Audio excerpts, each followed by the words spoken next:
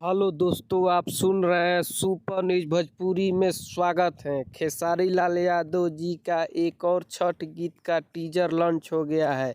इस सॉन्ग को लिखे हैं पवन पांडे जी और म्यूजिक से सजाए हैं आर्या शर्मा जी। इस सॉन्ग का टाइटल रखा गया है महिमा महान। क्या यूनिक टाइटल है छठ गीत का। इस सॉन्ग में खेसारी लाल यादव जी के साथ एक्ट्रेस लीड किए अतीशा सिंह जी।